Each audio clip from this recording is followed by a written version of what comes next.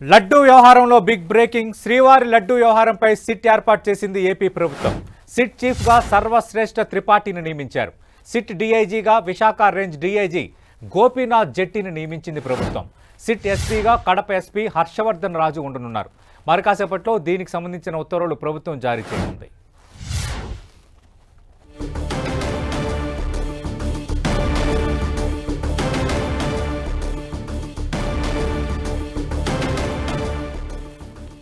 లడ్డూ కల్తీ వ్యవహారంలో సంబంధించి కీలక పరిణామం చోటు చేసుకుంది.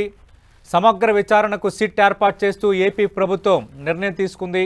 సిట్ చీఫ్గా ప్రస్తుతం గుంటూరు రేంజ్ డీఐజీగా ఉన్న సర్వశ్రేష్ఠ త్రిపాఠిని నియమించారు. అలాగే సిట్ డీఐజీగా విశాఖ రేంజ్ డీఐజీ గోపీనాథ్ జెట్టిని నియమించింది ప్రభుత్వం. ఇక సిట్ ఎస్పీగా కడప ఎస్పీ హర్షవర్ధన్ రాజు ఉండనున్నారు.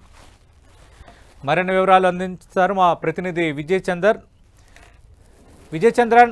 సిట్ ఏర్పాటుకు సంబంధించి ఉత్తర్వులు జారీ అయ్యాయి కదా, అసలు సిట్ ఎప్పటి నుంచి తన కార్యక్రమాలు ప్రారంభించబోతోంది? దానికి సంబంధించిన వివరాలు ఏవైనా మీ దగ్గర ఉన్నాయా?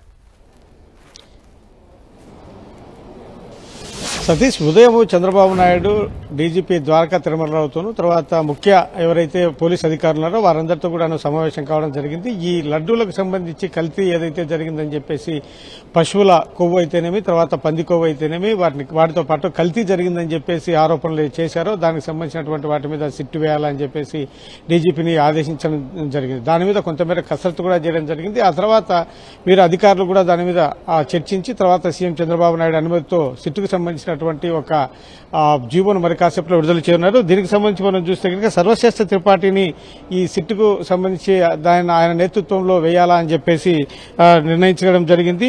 వీటితో పాటు గోపీనాథ్ జెట్టిని కూడా దీనికి సంబంధించినటువంటి సిట్ డీఐజీగాను, తర్వాత కడప ఎస్పీగా ఉన్నటువంటి హర్షవర్ధన్ రాజును సిట్ ఎస్పీగా నియమించున్నారు. దీనికి సంబంధించినటువంటి ఉత్తర్వులు మరి కాసేపట్లో రానున్నాయి. ఈ సిట్టును వేయాలా, దీనికి సంబంధించినటువంటి పూర్తి స్థాయిలో విచారణ జరగాలా అని చెప్పేసి చంద్రబాబు నాయుడు గట్టి పట్టుదలతో ఉన్నారు. ఎందుకంటే ఒకవైపు చూస్తే ఈ లడ్డూలో కల్తీ జరిగిందా లేదా అనే దాని మీద పలు రకమైనటువంటి భిన్నమైనటువంటి ఆరోపణలు ప్రత్యారోపణలు ఉంటా ఉన్నాయి.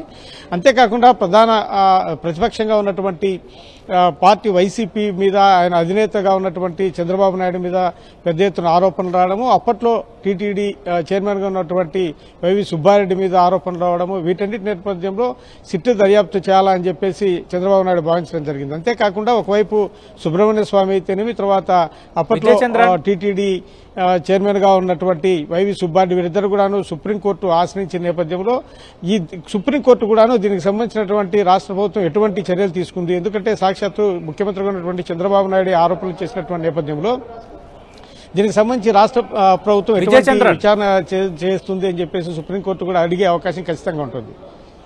అంటే విజయ్ చంద్రన్, సిట్ ఎప్పటి నుంచి తన పనిని ప్రారంభించబోతోంది?